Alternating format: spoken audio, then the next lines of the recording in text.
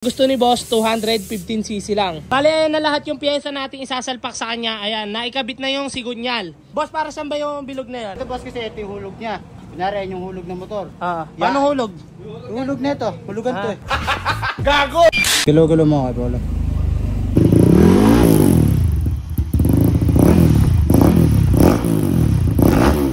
Straight RS8 yan.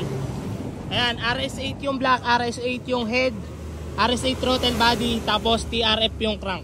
Ayan, okay na yung motor nila boss. Day 3, ngayon nila kukunin motor. Okay na yung motor niya.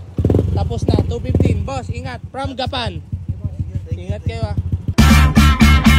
Good day mga boss. Meron pala tayong NMAX B2 dito. From Gapan, Nueva Ecija. Bali, ayan na yung NMAX B2. Ayan na yung makina niya.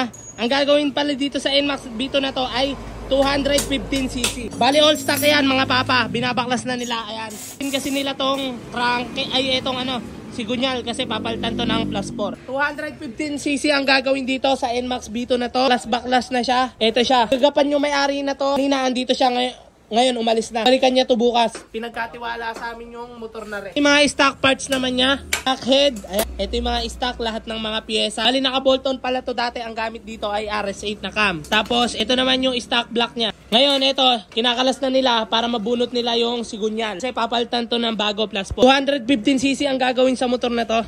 Bali, ito pala yung mga pyesa nating ikakabit sa kanya. Ito lahat yung mga pyesa nating ikakabit. Itong RS8 na head, RS8 na cam, RS8 na block, 66mm, RS8 na valve spring, RS8 na injector, tapos RS8 na throttle body, 36mm. Ito naman yung crank niya, TRF plus 4. Plus 4 lang ikakabit natin kasi gusto ni boss 215cc lang. Papalit din tayo doon ng botol na langis. Tapos ito, coolant, degreaser, gear oil. Papalitan na rin. Bale, ito na lahat yung ikakabit natin sa NMAX B2 na yon. 215cc siya. All in yan, bago lahat, basal. Magpapalit din pala tayo dyan ng A-Racer na Mini X ECU. Ayan na siya mga idol.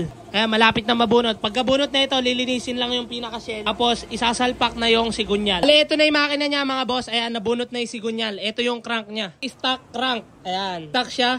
Lilinisin na lang to mga papa. Bale, ayan na lahat yung pyesa natin isasalpak sa kanya. Ayan, naikabit na yung sigunyal. Yung crank na plus 4. Ayan. TRF yung crank na yan plus 4 mga papa. On build na yung makina. Ito na rin yung black RS8 66mm. Bali, 215cc siya mga papa. On build na, nalinis na rin tong crank shell na. Malinis na yan mga paps. Napakaputi ng loob. Kaya na mga boss, nakasalpak na pala yung crank niya. Tapos ito yung head. Bubuo na to ngayon. Naman pala yung piston niya.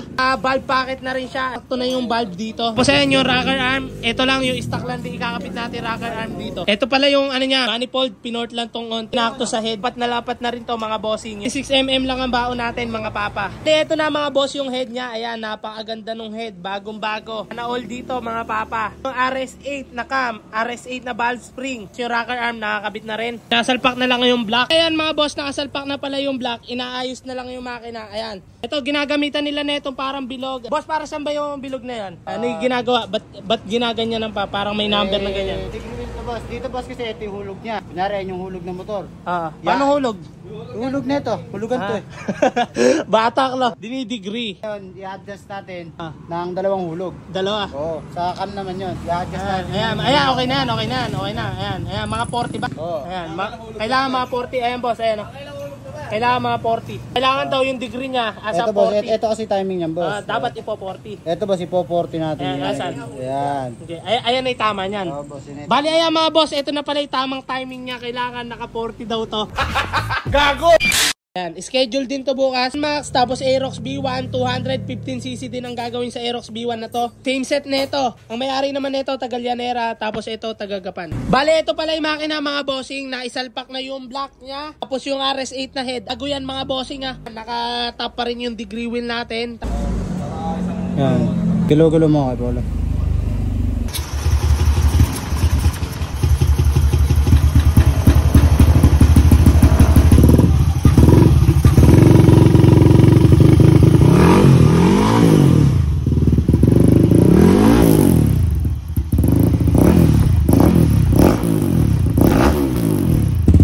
Bali ayan mga boss, tapos na pala itong 215cc. Kapit na lahat. Ayan, start check na. Ayan, katatapos lang buuin. Ngayon, inaayos na lang itong sa spark plug para mag-start yung motor. Naririnig, parang stock lang din siya.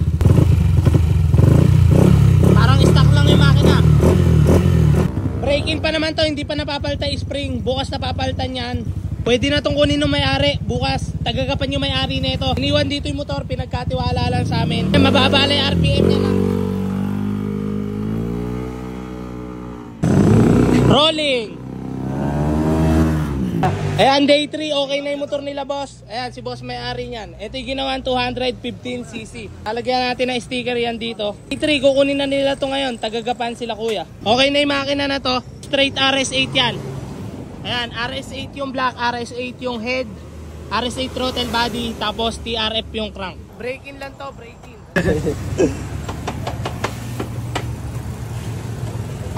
Lagyan na sticker. Yun, bagong sticker. Ayan, okay na yung motor nila, boss. Day 3, ngayon nila kukunin motor. Okay na yung motor niya. Na 215, boss, ingat. From Gapan. Ingat kayo ah. Ayan, galing silang Gapan, iniwan yung motor dito 2 days. Ginawa namin yung makina niyan. Okay na siya ngayon. Tahimik yung makina. Babalik pa yun, June. Boss, ingat. Pauwi na silang Gapan. Ayun lamang guys, maraming salamat sa nanonood ng aming video. Chicken Bear out, power please. Love you.